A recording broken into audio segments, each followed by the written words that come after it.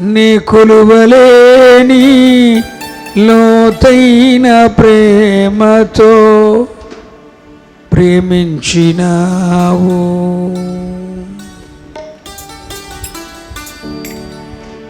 ఆనందించెదను నిరతము నీ నామము బట్టి, ఆనందించెదను నిరతము నీ నామము బట్టి, ఆరాధించెదను నిత్యము నీ ఘననామమును. కళ్ళు మూసుకొని ఆరాధించెదను నిత్యము నీ ఘననామమును. నన్ను మోసినవయ్యా యేసయ్యా నీ రెక్కలపైన. కళ్ళు మూసుకొని ఎక్కించినవయ్యా యేసయ్యా ఉన్నత స్థలములపై. నన్ను మోసినవయ్యా యేసయ్యా నీ రెక్కలపైన. ఎక్కించినవయ్యా యేసయ్యా ఉన్నత స్థలములపై. నేనెక్కలేని ఎత్తైన కొండపై ఎక్కించినావు. కొలువలేని లోతైన ప్రేమతో ప్రేమించినావు. నేనెక్కలేని ఎత్తైన కొండపై ఎక్కించినావు.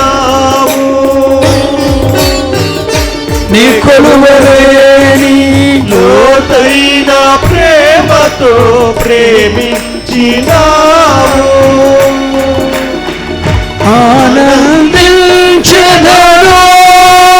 నిరతము నీ నామము బట్టి.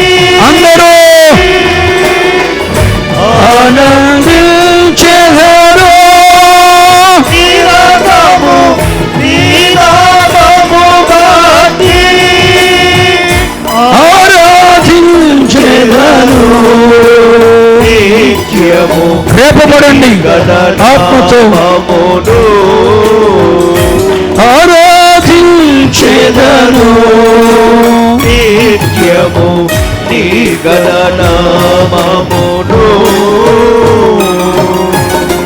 నన్ను మోసినవయ్యా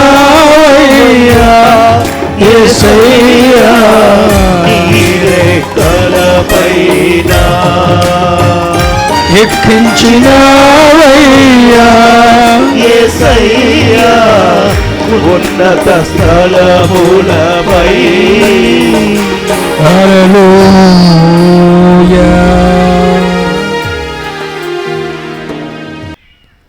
పరిశుద్ధ బైబిల్ గ్రంథములో నుండి న్యాయాధిపతుల గ్రంథం 7వ అధ్యాయం. న్యాయాధిపతుల గ్రంథం 7వ అధ్యాయం 13వ వచనాన్ని నేను చదువుతున్నాను, వినండి. గిద్యోను వచ్చినప్పుడు ఒకడు తాను కనిన కలను తన చెలికానికి వివరించుచుండెను. ఎట్లనగా, నేను ఒక కలగంటిని. అదేమనగా, యవల రొట్టె ఒకటి మిద్యానీయుల దండులోనికి దొర్లి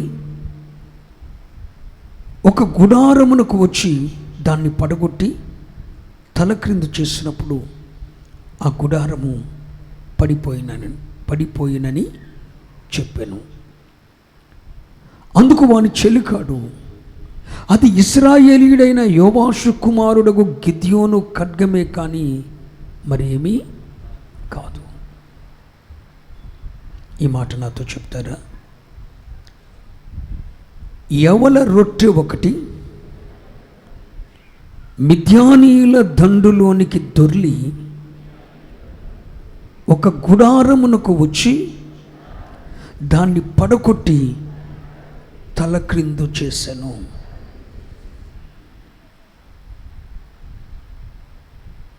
రైట్, వాక్యాన్ని విందాం. ఇక మీ తలలు పైకెత్తండి.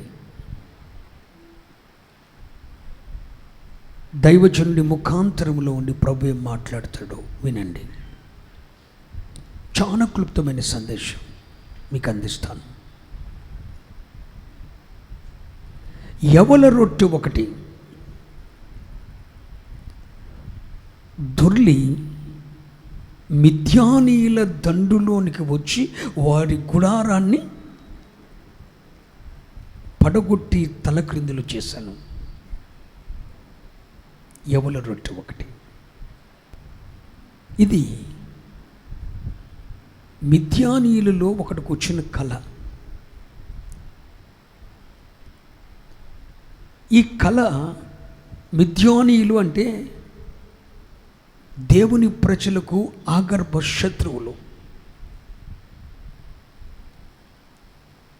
దేవుని ప్రజలకు ఆగర్భ శత్రువులైన మిద్యానీయులలో ఒకడికి ఒక కళ వచ్చింది.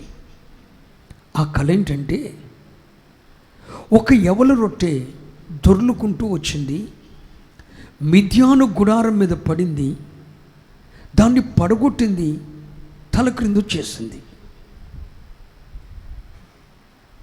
ఈ కళ తన చెలికానితో, తన స్నేహితుడితో చెప్తున్నాడు.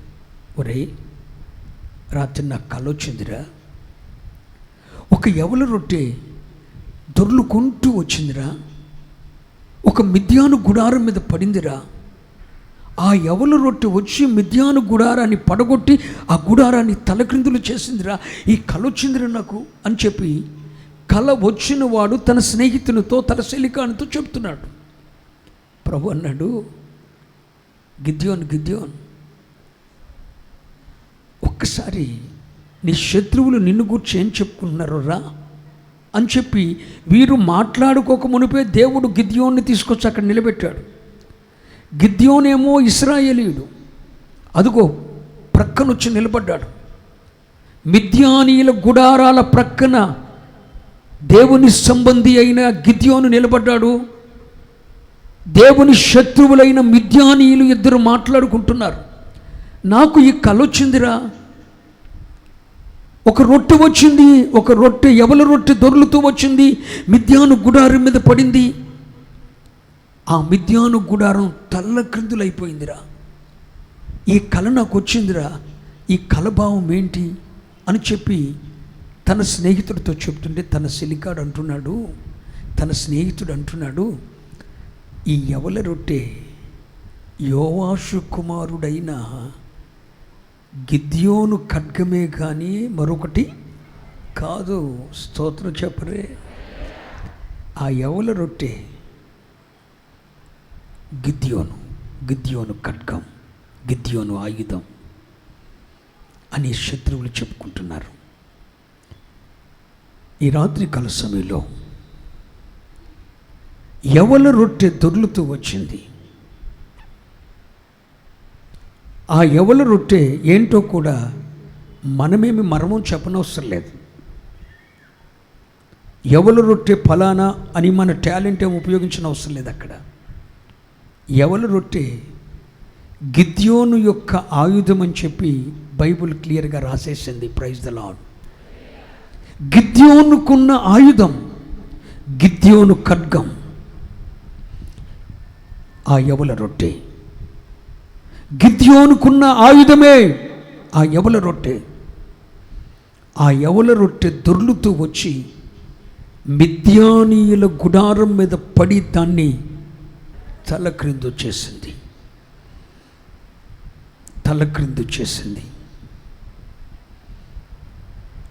ఈ గిద్యోను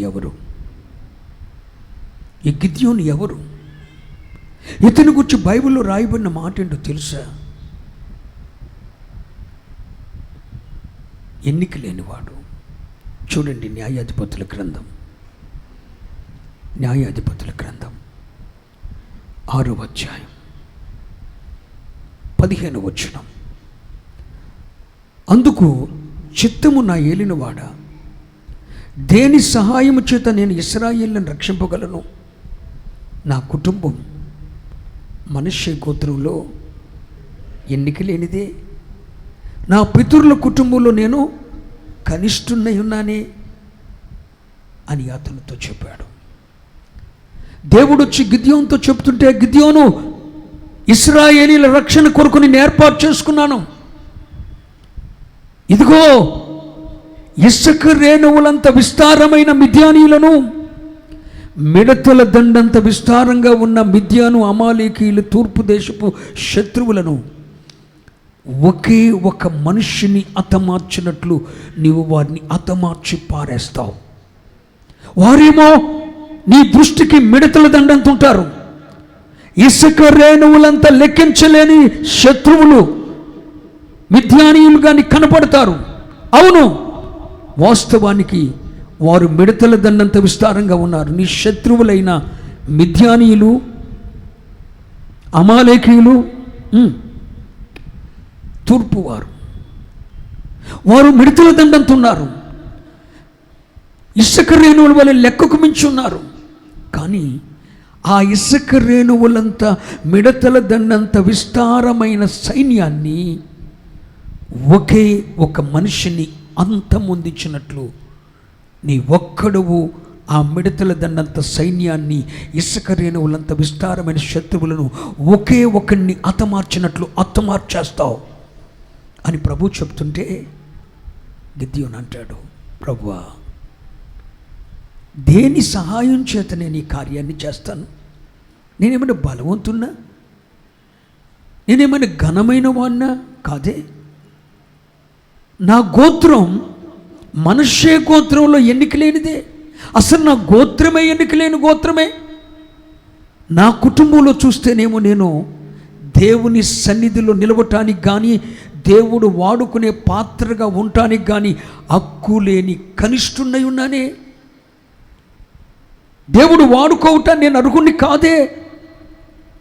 ధర్మశాస్త్ర ప్రకారం దేవుని వాడుకునే పాత్రగా ఉండటానికి నేను జ్యేష్ఠుణ్ణి కాదుగా, కనిష్ఠుణ్ణి. నేను కనిష్ఠున్నై ఉన్నాను. దేవుడు వాడుకోవటానికి అర్హత లేని వాడిగా ఉన్నాను. దేవుని పని చేయటానికి అర్హత లేని వాడిగా ఉన్నాను.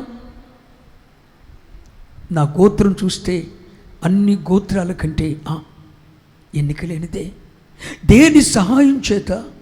నాకు బలం ఉందా? బలం లేదే. మరి దేని సహాయం చేత నేను ఇసుక రేణువులంత విస్తారమైన మిద్యానీయులను, మిడతల దండంత విస్తారంగా ఉన్న శత్రువులను దేని సహాయం చేత నేను జయిస్తాను అని అడిగితే, ప్రభు అనేక సూచనలు చూయించాడు. గిద్యోను, నువ్వు జయిస్తావు. అయితే ప్రభువా, ఒక సూచన చూపించు నాకు అన్నాడు గిద్యోను. ఒక గుర్తు, ఒక సైన్, ఒక గుర్తు నాకు చూయించు అన్నాడు. అదిగో, ఏం సూచన కావాలి అని అడిగాడు గిద్యోను. ఆ రాతిలో నుండి అగ్ని పుట్టాలి, బలిపీఠం మీద ఉన్న దహన బలిని బూడిద చేయాలి అన్నాడు. దహన బలి అర్పించి గిద్యోను బలిపీఠం మీద పెట్టాడు. ఇప్పుడు నేను దానికి నుప్పు పెట్టను. రాతిలో నుండి అగ్ని పుట్టాలి, ఆ దహన బలి దహించబడాలి అన్నాడు. వింటున్నారా? గిద్యోను కోరుకున్నట్లే రాతిలో నుండి అగ్ని పుట్టింది. అగ్ని పుట్టింది, ఆ దహన బలిని బూడిద చేసింది. ప్రభువా, మరొక సూచన అడుగుతున్నాను. నిజంగా నువ్వు ఏర్పరచుకుంటే, ఇదిగో ఇక్కడ గొర్రె బొచ్చు ఉంది కళ్ళంలో, అది గొర్రె బొచ్చు కత్తిరించే కాలం. ఇదిగో నేను గొర్రె బొచ్చు కత్తిరించి ఇక్కడ పెట్టాను. ఒక సూచన, ఈ రాత్రి మంచు గొర్రె బొచ్చు మీద మాత్రం పడకూడదు, చుట్టూ పడాలి. గిద్యోను అడిగినట్టుగానే గొర్రె బొచ్చు మీద మాత్రమే పడలేదు, చుట్టూ మంచు పడింది. మరలా అడుగుతున్నాడు, ప్రభు, మరొక సూచన. నువ్వు నన్ను ఏర్పరచుకున్నావని ఏం కావాలి? ఈ రాత్రి గొర్రె బొచ్చు మీద మాత్రమే పడాలి, చుట్టూ పడకూడదన్నాడు. అలాగే సృష్టికి మించిన, సృష్టికి వ్యతిరేక్తమైన అద్భుతాలు గిద్యోని విషయంలో చేసి తన పిలుపును దేవుడు స్థిరపరిచాడు. స్తోత్రం చెప్పండి. తన పిలుపును దేవుడు స్థిరపరిచాడు. స్థిరపరిచిన తర్వాత ఆ శత్రువు మీద యుద్ధానికి వెళ్ళు అన్నాడు. సరే, ఇశ్రాయేలు జాతిలో అన్ని గోత్రాల నుండి ఎన్నిక చేయబడిన వారిలో 32,000 మంది యుద్ధ వీరులను ఎన్నిక చేసుకొని ఇసుక రేణువులంతా లెక్కించలేని సైన్యం మీదకి, మిడతల దండంగా ఉన్న సైన్యం మీదకి గిద్యోను 32,000 మంది సైనికులను పట్టుకొని యుద్ధానికి వెళ్తున్నాడు. ఏమయ్యా గిద్యోను, ఏంటి నువ్వు చేసేది అన్నాడు. మీరేగా ప్రభా యుద్ధానికి వెళ్ళమన్నాడు, నేను ఇంతమందిని ఎండబెట్టుకుని వెళ్ళమనలేదే అన్నాడు దేవుడు. అదేం ప్రభా, వాళ్ళేమో మిడతల దండంతో ఉన్నారా, వాళ్ళేమో లెక్కకు మించి ఇసుకరేణువులంత ఉన్నారా, 32,000 మందిగా మేము వెళ్ళేది. ఒకవేళ మీరు 32,000 మంది వెళ్తే మా బాహుబలము చేత మేము వారిని జయించామని మీరు చెప్తారు, కనుక ఈ 32,000 మంది యుద్ధానికి వెళ్ళటానికి వీల్లేదు అని చెప్పాడు ప్రభు. మరి ఎంతమంది వెళ్ళాలి ప్రభా, ఇందులో యుద్ధానికి భయపడేవారు ఎంతమందో వాళ్ళందరినీ బయటకు రమ్మను అన్నాడు. గిద్యోను అన్నాడు, అరే మీలో యుద్ధం అంటే ఎంతమంది భయపడుతున్నారా అన్నాడు. 10,000 మంది పక్కకు వచ్చారు. ప్రభు అన్నాడు, ఈ 10,000 మందిని ఇంటికి పోమ్మని అన్నాడు. పోయారు. తరువాత 3 పరీక్షలు పెట్టాడు. ఆ పరీక్షలన్నిటిలో నెగ్గిపోగా మిగిలిన వారు ఎంతమంది అంటే 300 మంది. 32,000 మంది యుద్ధానికి వస్తే దేవుడు యుద్ధానికి వెళ్ళటానికి ఎన్నిక చేసిన వారు ఎంతమంది? 300 మంది. ఇదిగో ఆ ఇసుక రేణువులంత విస్తారమైన శత్రువులను జయించటానికి, మిడతల దండంత విస్తారంగా ఉన్న ఆ శత్రువులను జయించటానికి ఈ 300 మంది చాలు అన్నాడు దేవుడు. గిద్యోనికి వణుకు పుట్టింది. అక్కడున్న సైన్యం ఎంత? మిడతల దండంత, లెక్కకు మించినంత సైన్యం ఉంది. 300 మందితో యుద్ధానికి వెళ్ళమంటున్నాడు. గిద్యోను కాళ్ళు వణికాయి. అప్పుడు గిద్యోను వణుకుతుంటే ప్రభు పిలిచాడు, గిద్యోను నీవు అడిగిన సూచనల్లా నేను చూశాను. రాతిలో ఉండి అగ్ని పుట్టించమంటే రాతిలో ఉండి అగ్ని పుట్టించాను. మంచు గొర్రె బొచ్చు మీద పడాలంటే గొర్రె బొచ్చు మీద మాత్రమే పడేటట్టు చేశాను. గొర్రె బొచ్చు మీద పడకుండా చుట్టూ పడాలని చుట్టూ పడేటట్టు చేశాను. ఇన్ని సూచనలు నీకు చూపించాను. 300 మందితో విజయాన్ని ఇస్తాను, నువ్వెందుకు నమ్మటం లేదు? ఇదిగో నువ్వు వెళ్ళు, ఈ 300 మందిని ఎంట పెట్టుకుని వెళ్ళు, నేను నీకు జయాన్ని ఇస్తాను అంటున్నాడు. ఇంకా ఎక్కడో గిద్యోను సందిగ్ధంలో ఉన్నాడు. స్తోత్రం చెప్పండి. ధైర్యం ఉంది, కానీ ఇంకెక్కడో అనుమానం ఉంది. అప్పుడు ప్రభు అన్నాడు, గిద్యోను ఆ మిద్యాను సైన్యాన్ని నువ్వు జయిస్తావు అనటానికి నీకు ధైర్యం లేదా? అయితే ఒక పని చేయి, నీ పనివాడైన హూరాను ఎంట పెట్టుకొని ఈ రాత్రి మారు వేషాలు వేసుకొని మిద్యాను దండులోకి వెళ్ళండి, వారు నిన్ను గురించి ఏం చెప్పుకుంటున్నారో విను అన్నాడు.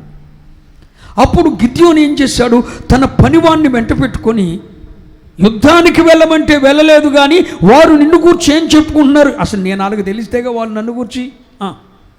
ఇది గిద్యోను యొక్క ఆలోచన.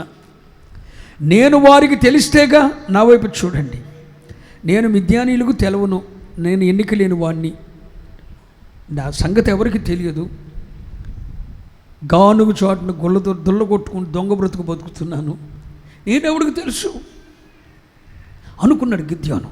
అసలు నేను వాళ్ళకి తెలిస్తేగా వాళ్ళు నా గురించి చెప్పుకోవటానికి అని గిద్యోను అనుకున్నాడు. గిద్యోను ఒక మాట చెప్తున్నాను, ఈ రాత్రి నేను యుద్ధానికి వెళ్ళమని నువ్వు ఇంకా సందిగ్ధంలో ఉన్నావు కదగా, అసలు మిద్యాను దండులోనికి వెళ్ళు, మారు వేషం వేసుకొని నీ పనివాడిని ఎంట పెట్టుకొని వెళ్ళు, మిద్యానీయులు నిన్ను గూర్చి ఏం చెప్పుకున్నారో ఒకసారి విను, అప్పుడు నీ చేతులను బలపరుస్తాను అన్నాడు దేవుడు. అప్పుడు గిద్యోను మిద్యాను దండులోకి వెళ్ళాడు. రాత్రి గిద్యోను మిద్యాను దండులోకి వెళ్ళి మిద్యాను దండులో ఒక గుడారము చాటున ఉండగా ఇద్దరు మాట్లాడుకుంటున్న మాటలు ఇప్పుడు మనం చదివాం. ఆ మాటలు ఏంటి? అరే మిద్యానీయులు ఇద్దరు మాట్లాడుకుంటున్నారు, నేను రాత్రి ఒక కల కన్నానురా. ఆ కలలో యవల రొట్టె ఒకటి దొర్లుతూ వచ్చింది. యవల రొట్టె దొర్లుతూ వచ్చి మిద్యానీయుల గుడారం మీద పడింది. మిద్యానీయుల గుడారం పడగొట్టబడి తలక్రిందులైపోయిందిరా. ఏంట్రా ఇలాంటి కల వచ్చింది నాకు అంటున్నాడు మిద్యానీయుడు. మరొక మిద్యానీయుడితో, వాడి స్నేహితుడు అన్నాడు, ఒరే, ఆ యవల రొట్టె దొర్లుకుంటూ మిద్యాను గుడారం మీద పడిన ఆ యవల రొట్టె ఎవరో కాదురా, యోవాషు కుమారుడైన గిద్యోను యొక్క ఖడ్గమే. యోవాషు కుమారుడైన గిద్యోను కలిగి ఉన్న ఆయుధమే ఆ యవల రొట్టె. ఆ యవల రొట్టె అని చెప్పి వాళ్ళు చెప్పుకుంటున్నారు. అమ్మో ప్రభువా, నన్ను గూర్చి శత్రువులకి ఇంత భయం ఉందా అని చెప్పి ఆ రాత్రి యుద్ధానికి వెళ్ళాడు. గొప్ప విజయాన్ని సాధించుకొచ్చాడు గిద్యోను. ఇసుక రేణువులంత మిద్యానీయులను, మిడతల దండంత విస్తారంగా ఉన్న మిద్యానీయులను, ఇసుక రేణువులంత విస్తారమైన సైన్యమైన మిద్యానీయులను 300 మందితో ఓడించి పారేసి గొప్ప విజయాన్ని తెచ్చుకున్నాడు గిద్యోను. దయచేసి వినండి. ఒక్క యవల రొట్టె దొర్లి, నా వైపు చూస్తున్నారా, ఒక్క యవల రొట్టె దొర్లి మిద్యానీయులను హతమారిస్తే, ఆ యవల రొట్టె దొర్లి మిద్యానీయుల గుడారాన్ని తలక్రిందు చేసింది. స్తోత్రం. యవల రొట్టె దొర్లి మిద్యాను గుడారాన్ని తలక్రిందు చేసింది. మరొక్కసారి చెప్తున్నా, దొర్లింది యవల రొట్టె, తలక్రిందులయ్యింది మిద్యానీయుల. మీరు ఒకసారి వినండి. రొట్టె దొర్లితే గుడారం తలక్రిందులవుతుందా? ఎక్కడైనా చూసారా మీరు? రొట్టె గుడారం మీద దొర్లితే గుడారం తలకిందులవుతుందా? ఇశ్రాయేలీలు, శత్రువులు, మిద్యానీయులు, అరబ్బు వారి గుడారాలను ఎంత గట్టిగా వేస్తారో మీకు తెలుసా? మేకులతో దిగగొడతారు. భయానకమైన పెను తుఫాన్లు వచ్చినా కూడా కదలకుండా దిగగొట్టే గుడారాలు వేసుకుంటారు. మేము యెరూషలేము వెళ్ళినప్పుడు గుడారాలు చూసాం. ఎంత నైపుణ్యంగా వేస్తారో గుడారాలు. చలిగాలి కానీ, వాతావరణ పరిస్థితులు కానీ అన్నిటినీ తాలుకునే విధంగా గుడారాలు వేస్తారు. అసలు యవల రొట్టె దొర్లటం ఏంటి, గుడారం తలకిందులవటం ఏంటి? అది అసాధ్యం. వింటున్నారా? అవును పిల్లలారా, ఒకవేళ నిజమైతే యవల రొట్టె గుడారం మీద దొర్లి రొట్టె తునకలవ్వాలి. కానీ యవల రొట్టె దొర్లితే గుడారం తల్లక్రిందులయ్యింది. ఆ యవల రొట్టె ఒక ఎన్నిక లేనివాడు కలిగి ఉన్న ఒక ఆయుధం. ఒక ఎన్నిక లేనివాడు కలిగి ఉన్న ఒక ఆయుధం. ఒక ఎన్నిక లేనివాడు కలిగి ఉన్న ఒక ఆయుధం. రైట్. మరొక్కసారి చెప్తున్నా, ఆ యవల రొట్టె ఎన్నిక లేనివాడు కలిగి ఉన్న ఒక ఆయుధం. ఆ గుడారం స్థిరపరచబడిన శత్రు గుడారం, మేకులతో దిగగొట్టబడి స్థిరపరచబడిన గుడారం, మేకులతో దిట్టపరచబడిన గుడారం. దిట్టమైన చోట మేకు కొట్టినట్లు అప్పటికి స్థిరపడిపోయిన గుడారం మిద్యాను గుడారం. అది శత్రువు గుడారం. అప్పటికి స్థిరపడిపోయి మేకులతో దిగగొట్టబడిన గుడారం మిద్యాను గుడారం. దిట్టమైన మేకులతో స్థిరపరచబడిన గుడారం. కానీ ఆప్ట్రలు ఒక ఎన్నిక లేనివాడు కలిగి ఉన్న ఒక్క ఆయుధం శత్రు గుడారాన్ని, స్థిరపరచబడిన శత్రు గుడారాన్ని తలక్రిందులు చేసింది. ఒక దైవ సేవకునిగా చెప్తున్నాను, నీవు ఒక ఆత్మీయుడవైతే, నీవు ఒక ఆత్మీయురాలవైతే, నిజంగా వాక్యానుసారంగా నడుస్తున్న వ్యక్తివైతే, యేసుక్రీస్తు మీద మాత్రమే ఆనుకున్న వ్యక్తివైతే, నీవు కలిగి ఉన్న ఆయుధమే, నీవు కలిగి ఉన్న ఆయుధమే నీ శత్రువు యొక్క గుడారాన్ని తల్లక్రిందులు చేస్తుంది. నీ శత్రువు యొక్క గుడారం ఏంటి? నీ శత్రువు యొక్క గుడారం ఏంటి? అది నీకు హాని చేసేది. నీ శత్రువు యొక్క గుడారం ఏంటి? నీకు కీడు చేసేది. నీ శత్రువు యొక్క గుడారం ఏంటి? నీ నల్లరు చేసేది. నీ శత్రువు యొక్క గుడారం ఏంటి? నీ గౌరవాన్ని భంగపరిచేది. నీ శత్రువు యొక్క గుడారం ఏంటి? నిన్ను తరిమేది. నీ శత్రువు యొక్క గుడారం ఏంటి? నీ తలదించేది. నీ శత్రువు యొక్క గుడారం ఏంటి? నీ అనారోగ్యం. నీ శత్రువు యొక్క గుడారం ఏంటి? నీ ఆర్థికపరమైన ఇబ్బందులు. నీ శత్రువు యొక్క గుడారం ఏంటి? నీ ముందు వాడు వేసిన గుడారం స్థిరపరచబడిపోయింది. ఓరు అబ్బాయి, ఈ అప్పుల్లో నీకు నువ్వు బయటకు రాలేవురా నాయన, పెద్దగా గుడారం వేశాడు, స్థిరపరిచేశాడు. దాన్ని చూసి నీ కలవరం పుట్టిస్తున్నాడు. స్థిరపరచబడిపోయి ఉంది. నీ తలకు మించిన ఆర్థికపరమైన ఇబ్బందులే ఆ మిద్యానీయుల గుడారం. నీ తలను దించే శత్రువు ఎప్పుడు తలదించాలనుకుంటాడు, నిన్ను అవమానపరచాలనుకుంటాడు, హేళన చేయాలనుకుంటాడు, నిన్ను కించపరచాలనుకుంటాడు. నిన్ను కించపరచటానికి, అవమానపరచటానికి, హేళన చేయటానికి, నలుగురిలో నవ్వుల పాలు చేయటానికి,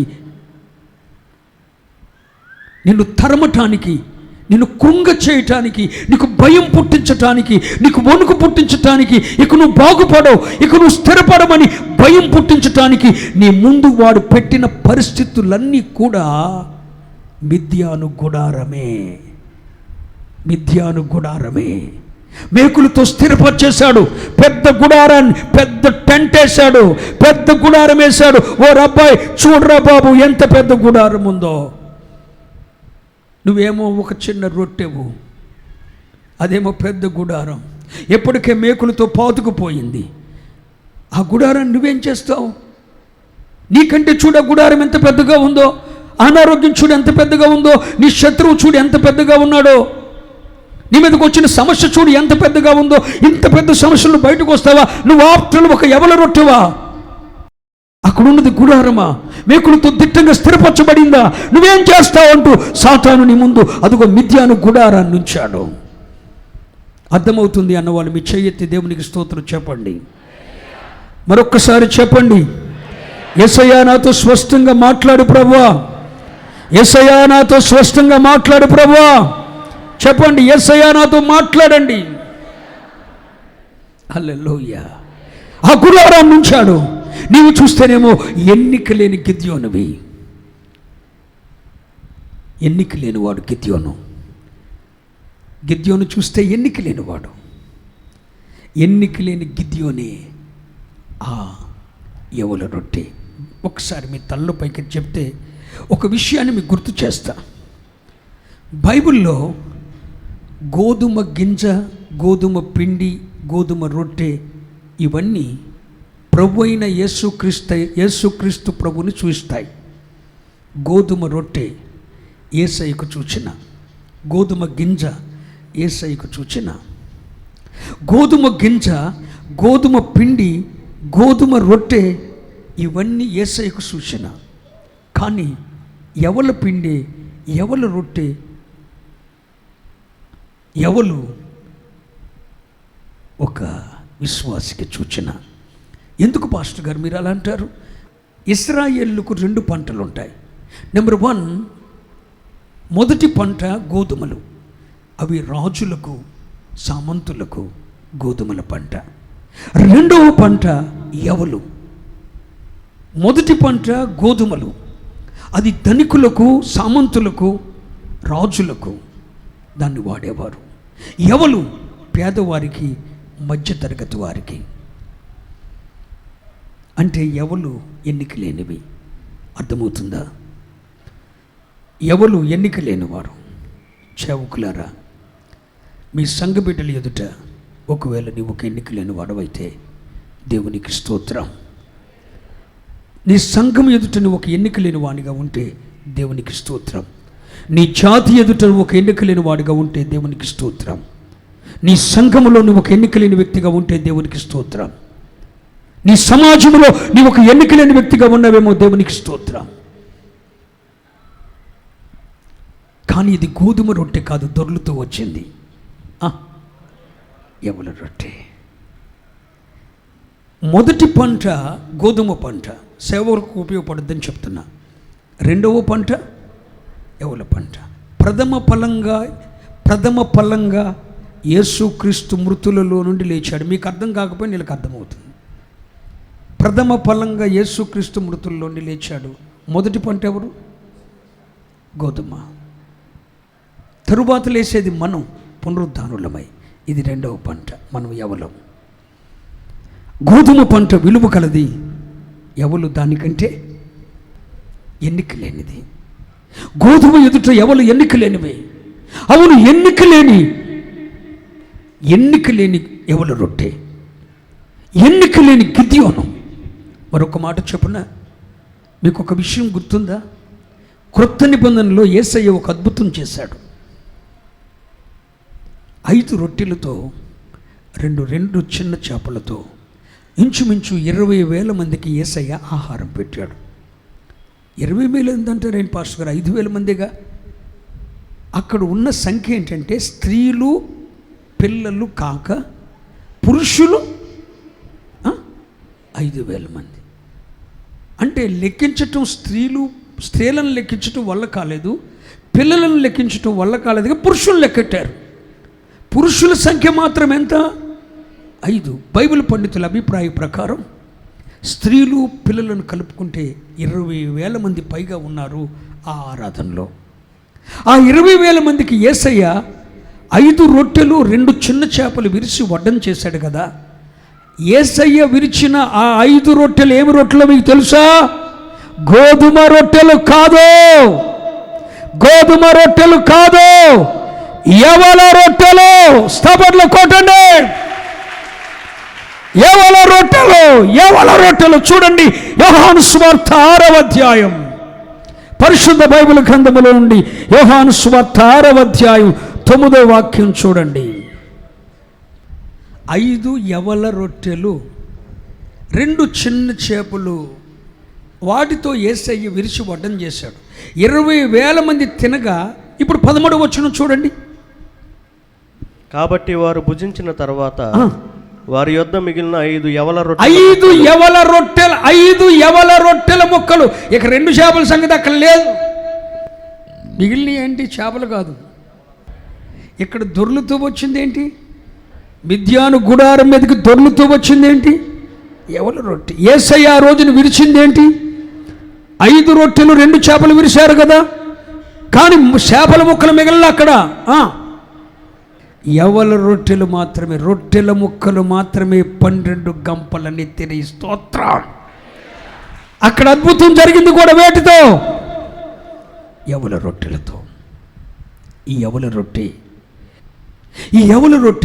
నేను ఒక యవల రొట్టె, నీవొక యవల రొట్టె, నీవొక యవల రొట్టె, నీవొక యవల రొట్టె.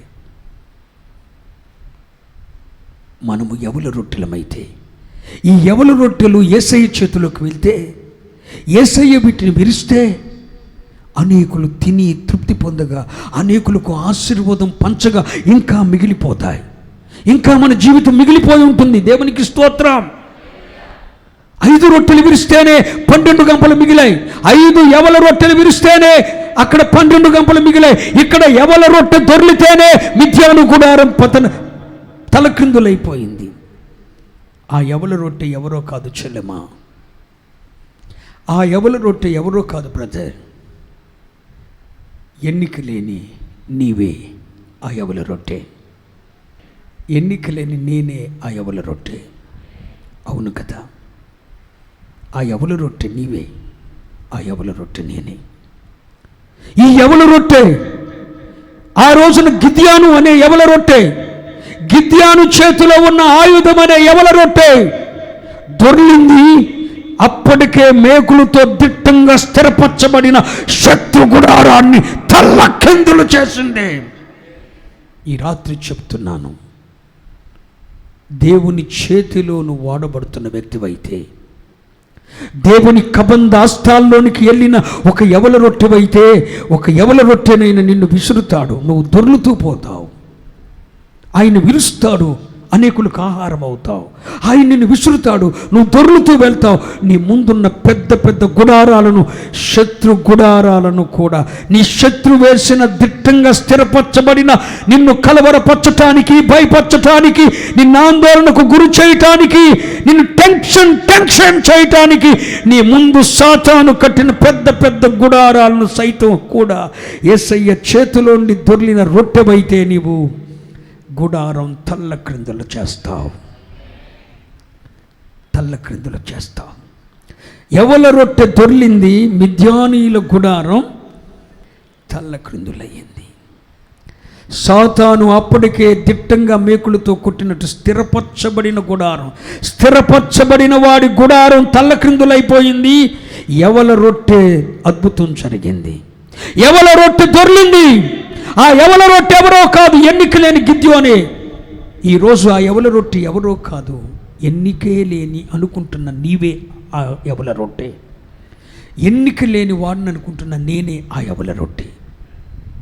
నేను, నా ద్వారా, నీ ద్వారా దేవుడు శత్రు గుడారాలను దేవుడు తల్లక్రిందులు చేయాలని ఆశపడుతున్నాడు. హల్లెలూయా. తల్లక్రిందులు చేయాలని ఆశపడుతున్నాడు. ఒక మాట చెప్పున,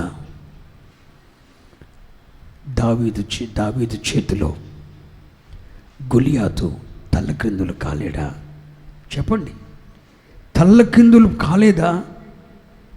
యుద్ధ నేర్పరి అయిన గొలియాతు, 6 మూరల జానుడు కలిగిన గొలియాతు దావీదు చేతిలో బోర్ల పడలేదా? తల్లక్రిందులు కాలేడా? నిజంగా నువ్వు ఎవల రొట్టెవైతే అంటే అర్థం ఏంటో తెలుసా?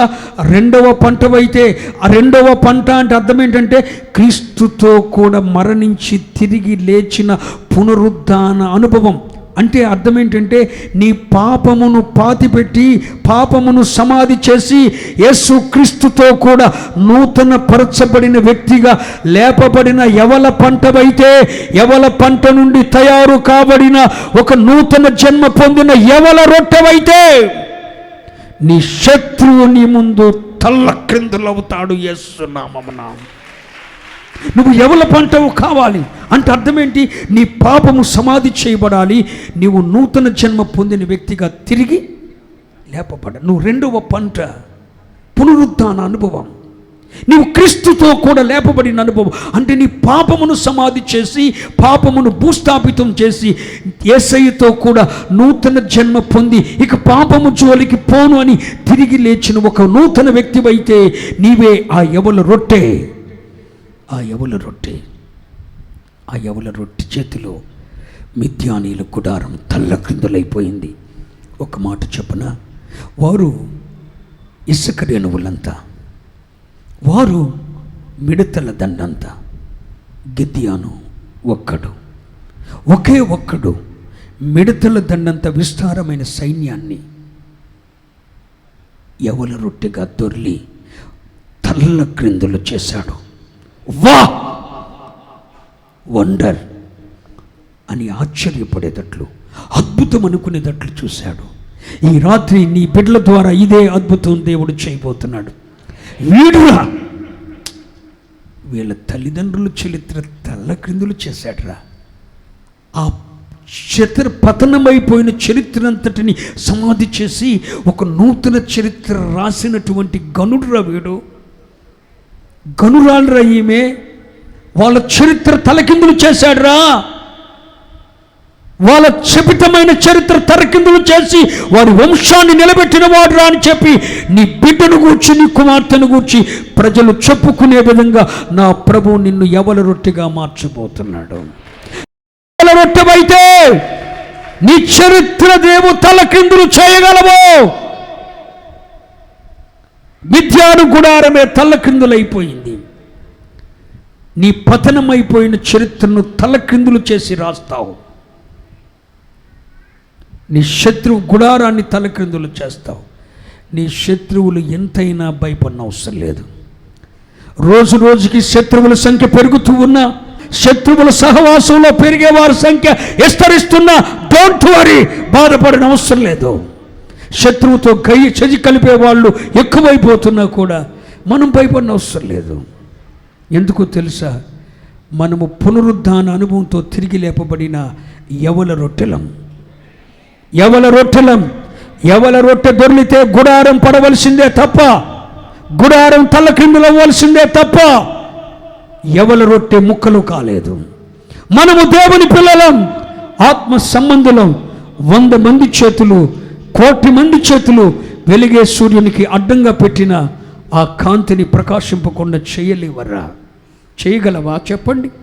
ప్రకాశిస్తున్న సూర్యునికి 1,000,000 మంది చేతులు అడ్డపెడితే ఆ సూర్యకాంతి అడ్డగించగలరా? నో, ఎవడి వల్ల కాదు. నీవు ఒక యవల రొట్టెవైతే నీవే ఇతరులను తలకిందులు చేస్తావు, నిన్ను ఎవడు తలకిందులు చేయలేడు. ఇది నా ప్రభువు చెప్పిన మాట. నీ రక్త సంబంధికులందరిలో ఎన్నిక లేనివారు నీవేనా? నీ బిడ్డలేనా? నీ కొడుకేనా? నీ కూతురేనా? అయితే దేవుడు వారిని ఒక యవల రొట్టెగా చేయబోతున్నాడు. యవల రొట్టెగా చేయబోతున్నాడు. యవల రొట్టె విరువబడినప్పుడు అద్భుతం జరిగింది. యవల రొట్టె దొర్లినప్పుడు అద్భుతం జరిగింది. అర్థమవుతుందా? ఎన్నిక లేనిదే యవల రొట్టె, కానీ అది ఇరిగిన అద్భుతమే, అది దొర్లినా మాట్లాడరే. ఇరిగినప్పుడు అద్భుతం జరిగింది. ఎన్ని గంపలు ఇరిసింది? 5 రొట్టెలు, మిగిలింది. అరే, యవల రొట్టె ఇరిగిన అద్భుతమే, దొర్లిన అద్భుతమే. ఆ యవల రొట్టె ఎవరో కాదు, 2వ పంటగా తిరిగి మృతులలో నుండి లేపబడిన, రక్షణ అనుభవంలో లేపబడిన మనమే ఆ యవల రొట్టె. మనము దొర్లితే స్థిరపరచబడిన శత్రు కుటుంబాలు శిథిలమైపోతాయి, తల్ల క్రిందులైపోతాయి. యవల రొట్టె తల్ల క్రిందులు చేసింది. దావీదు గొల్యాతును తల్ల క్రిందులు చేశాడు. ఈ రాత్రి చెప్తున్నాను, నీవు యవల రొట్టెవు గనుక నీ సమస్యను నీవు తల్ల క్రిందులు చేయబోతున్నావు. నీ ముందున్న గుడారం చాలా పెద్దది, అది నిన్ను భయపెడుతుంది, కలవరపెడుతుంది, ఆందోళనకు గురి చేస్తుంది. కానీ నీవు ఒక యవల రొట్టెవు గనుక ఆ గుడారాన్ని, నీవు సమస్య అనే గుడారాన్ని, నిన్ను కలవరపెడుతున్న గుడారాన్ని నీవు తల్ల క్రిందులు చేయబోతున్నావు. ఆ యవల రొట్టె నీవే. బైబిల్లో అపోస్తలులకు ఒక పేరు పెట్టబడింది. భూలోకమును తల్ల క్రిందులు చేసి వారు ఇక్కడికి వచ్చారా?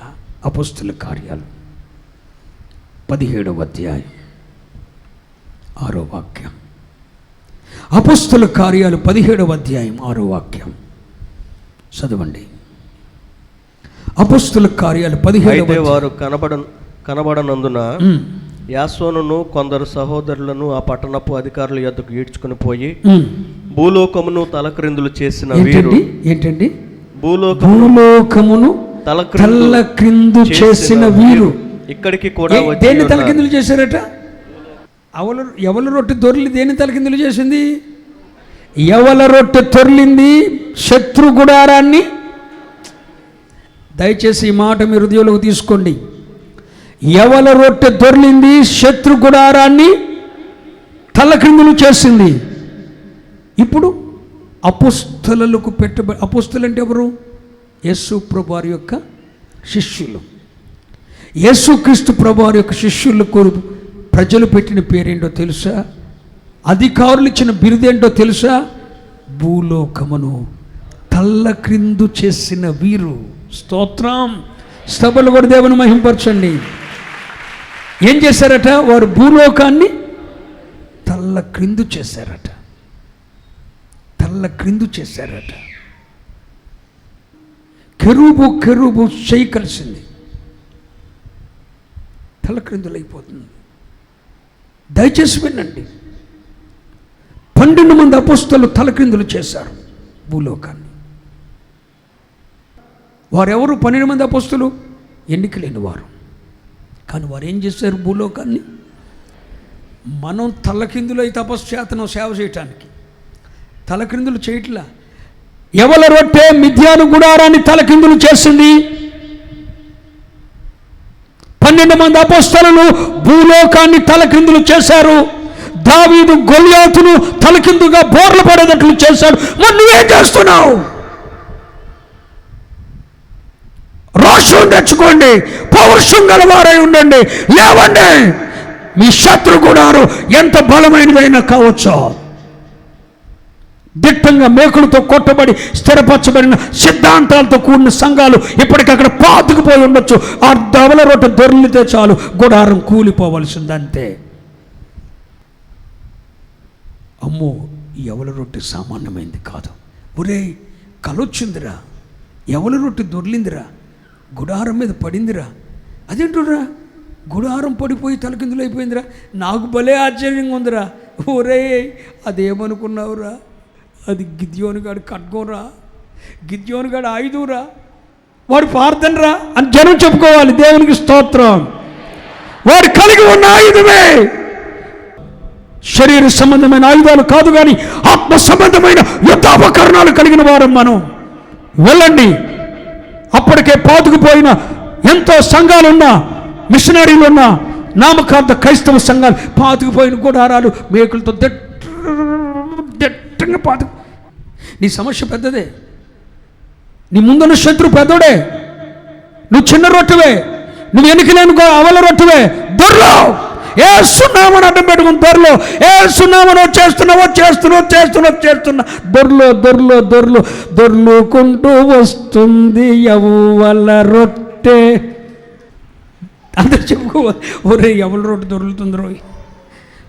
ఈయన కలొత్తే పక్కన రోడ్డు అంటాడు, ఒరే ఈ ఎవల రొట్టె ఏంటో అనుకుంటున్నాం కానీ ఏంటో కాదురా, ఏమిటో కాదురా, ఈ ఎవల రొట్టె గిద్యోనుగాడు ఆయుధమే.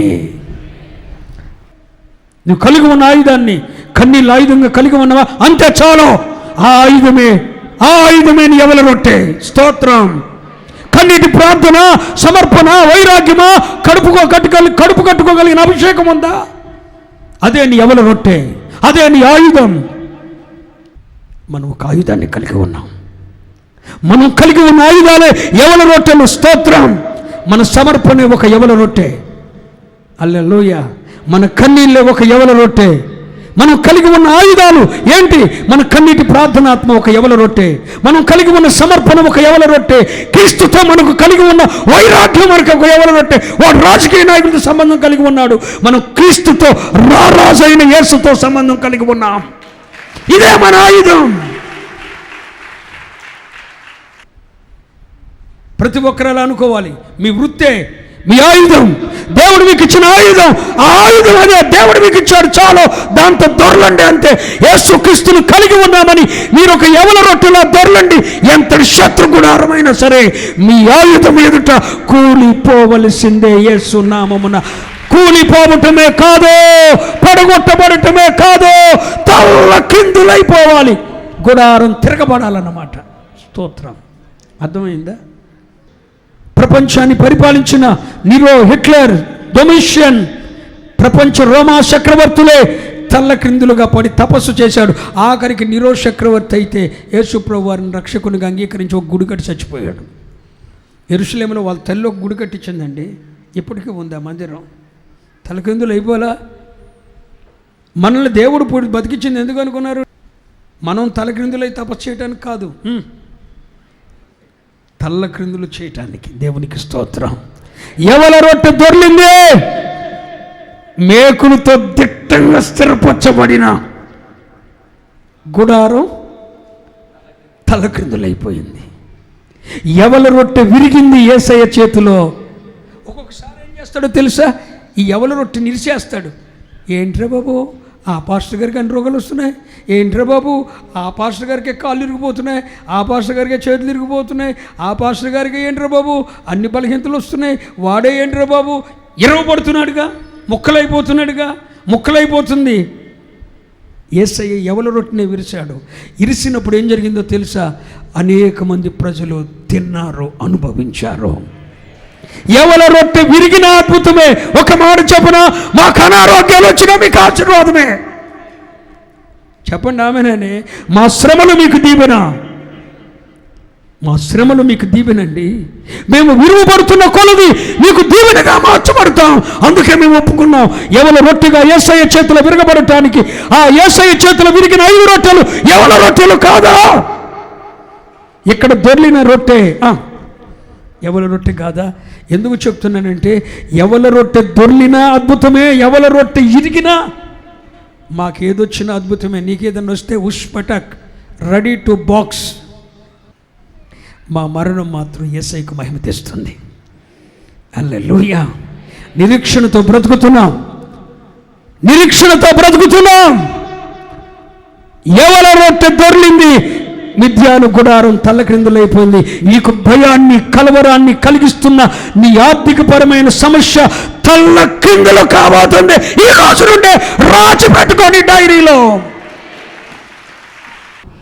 ఎన్నిక లేని నీవు నీ కుటుంబం ఒక యవల రొట్టెగా నా దేవుడు అభిషేకిస్తున్న రాత్రి, ఈ రాత్రి నువ్వు దొర్లితే నీ ముందున్న పెద్ద సమస్య ఈ రాత్రి తల్లక్రిందులైపోతుంది. అది నీ ఆర్థికపరమైన సమస్య కావచ్చు, అది నీ అనారోగ్యం కావదు, అది నీ అనారోగ్యం కావచ్చు, అది నీ శత్రు పన్నాగాలు కావచ్చు, ఇప్పటికే మేకులతో దిట్టంగా స్థిరపరచబడిన గుడారం కావచ్చు. నా దేవుడు నీ ద్వారానే ఆ సమస్యను తల్లక్రిందులు చేయబోతున్నాడు. వెళ్ళండి, వాగ్దానం చేత పట్టుకుని వెళ్ళండి, అద్భుతాన్ని చూడండి. వీరి బిడ్డలరా ఈ గ్రామ చరిత్ర తలక్రిందులు చేశారు. వీరి కుమార్తెరా ఈ గ్రామానికి వన్ని తెచ్చింది. వీడ్రా ఈ గ్రామ చరిత్ర తలకిందులు చేశాడు. ఏమిరా వీడ్రా, వీడి కుటుంబంరా, వీడి వ్యాపారంరా, ఏలూరుకు చరిత్ర వచ్చింది. ఒక తల్లక్రిందులు చేసిన అనుభవాన్ని నా దేవుడు తేబోతున్నాడు. నీ శత్రువు కట్టిన బిల్డింగ్ ఎంత పెద్దదైనా, అది ఎంత పెద్ద గుడారమైనా, ఎంత పెద్ద టెక్నాలజీతో కట్టిన గుడారమైనా, నీవు దొర్లితే యేసుక్రీస్తు రక్తంతో కడగబడిన రక్తంతో కడగబడిన ఆత్మీయుడు నీవెవరు అనుకుంటున్నావు? ఒక యవల రొట్టెవి నీవు యేసు నామమున. నువ్వు దొర్లితే నీ శత్రు గుడారం కూలిపోవలసిందే. దొర్లండి. అవసరమైతే యేసయ్య చేతిలో యవల రొట్టెగా విరువబడండి. ఒక్కొక్కసారి ఎవరికి రాని బలహీనతలు ఒక్కొక్కరికి వస్తున్నప్పుడు మనకు అనిపిస్తుంది, ఏంట్రా బాబు, ఏంటి ఎలకే వస్తాయి. కారణం ఏంటో తెలుసా? దేవుడు వారిని విరుస్తున్నాడు. అనేకులకు ఆహారంగా పెట్టడానికి నేను విరువబడ్డాను, అనేకులకు ఆహారంగా మార్చబడ్డాను. ఈ రాత్రికాల సమయంలో నా దేవుడు నీ సమస్యను తల్లక్రిందు చేస్తున్న రాత్రి. మరొక మాట చెప్పనా? ఆఖరిగా ఎవడైనా కానీ సేవకునికి కానీ సంఘానికి కానీ పరిచర్యకు కానీ వ్యతిరేక్తమైన ఆలోచన చేస్తే వాడి ఆలోచనను దేవుడు తల్లక్రింద చేస్తాడు. సేవకుడికి వ్యతిరేకంగా లేచినోడు ఆలోచనల్లా తలకిందలే. ఆడనుకునేది ఒకటి, జరిగేది మరొకటి. యోబు గ్రంథం 5వ అధ్యాయం 13వ వాక్యం చదవండి, ముగిస్తున్నా. యోబు గ్రంథం 5వ అధ్యాయం 13వ వాక్యం. వారి కృత్రిమములోనే కట్టుకొను కపటుల. ఎవరాళ్ళు? ఎంత కపటంగా ప్రవర్తిస్తారు కొంతమంది తెలుసా? కపటుల ఆలోచన దేవుడు తల్లక్రిందులు చేస్తాడు. ఒక మాట చెప్తాను, వింటారా? నీవెంతటి జ్ఞానివైనా సరే, నీవెంతటి జ్ఞానివైనా సరే, పరిచర్యను గూర్చి కానీ, సేవకుని గూర్చి కానీ, సంఘాన్ని గూర్చి కానీ కపటపు ఆలోచన చేసావా, నీ ఆలోచన దేవుడు తల్లక్రిందులు చేసి నీ నోటి మట్టి కరిపిస్తాడు. ఎప్పుడు ఈ ఆలోచన రాకూడదు. అక్కడ 3 తల్లక్రిందులు చెప్పాను. యవల రొట్టె తల్లక్రిందులు చేసింది. దేన్ని? యవల రొట్టె దొర్లి గుడారాన్ని తలకిందులు చేసింది. అపోస్తలులు భూలోకాన్ని తలకింద, దావీదు గొలియాతును తలక్రిందు చేశాడు. కపటుల ఆలోచనను దేవునికి వ్యతిరేకమైన ఆలోచన ఉంటే దేవుడు మనల్ని తలక్రిందులు చేస్తాడు. నీవు తలక్రిందులను చేస్తావా, నువ్వు తలక్రిందులు అవుతావా? In your choice. వెళ్ళిపో. 2 నీ చేతిలో పెట్టాను. యవల రొట్టె కావాలో చేదు రొట్టె కావాలో తీసుకుని వెళ్ళిపో. నువ్వు తలక్రిందులయ్యే స్థితి వచ్చిందా? నీవే నీ సమస్యను తలక్రిందులు చేసి అభిషేకం పొందుతున్నావా? నువ్వు యవల రొట్టెవైతే నీ ముందున్న గుడారం ఎంతదైనా, నీ ముందున్న గొలియాతు ఎంత పెద్దవాడైనా, నీ ముందున్న భూలోకం ఉన్నా సరే నీవు దాన్ని తలక్రిందులు చేయగలవో. నిజంగా చెప్తున్నా, నీ దరిద్రాన్ని ఈ రాత్రి దేవుడు నీ ద్వారా నీ తలక్రిందులు చేయబోతున్నా. నీకున్న ఆయుధం నీ వ్యాపారం, నీ సేవ, అదే నీ ఆయుధం. నీ వృత్తి, అది నీ ఆయుధం. మనకున్న ఆయుధంతోనే దొర్లుదాం. మన ముందున్న పాతుకుపోయిన మేకుల్లా పాతుకుపోయిన గుడారాన్ని తల్లకిందులు చేద్దాం. ఏసునామమున శత్రువు తల్లకిందులైపోవును గాక, సమస్య తల్లకిందులైపోవును గాక, నీ ఆర్థిక పరమైన ఇబ్బంది తలకిందులైపోను గాక, నీ దరిద్రము తలకిందులైపోను గాక. దరిద్రం తలకిందులైందంటే అర్థం ఏంటి? ఐశ్వర్యం పైకి వచ్చిందని అర్థం. ఈ అద్భుతం నీ జీవితంలో జరగాలని యేసుక్రీస్తు ప్రభువారు సిలువలో రక్తసిక్తమైన దేహంతో వేలాడాడు. మన దరిద్రతంతా తాను అనుభవించాడు. మన శాపాన్ని తీసివేయటానికి ఆయన శాపగ్రస్తుడైపోయాడు. మన దరిద్రతను రూపమావటానికి సిలువలో దరిద్రతను అనుభవించి దిశముల మీద కూడా వస్త్రం లేకుండా ఆకాశానికి భూమికి మధ్యన వేలాడాడు. నీ సమస్యలన్నింటినీ తలక్రిందులు చేయటానికి ఘోరాతి ఘోరమైన తపస్సు చేయాల్సి వచ్చింది యేసయ్య. ఆ సిలువ యొద్దకు వస్తారా? నీ పాపాన్ని సమాధి చేస్తారా? తిరిగి లేపబడిన అనుభవంతో పాపాన్ని పాతిపెట్టి నూతనంగా తిరిగి లేస్తారా? అయితే నిన్ను దేవుడు ఒక యవల రొట్టెగా మార్చబోతున్నాడు. నీ సమస్యను నీ ద్వారానే తలక్రిందులు చేయబోతున్నాడు.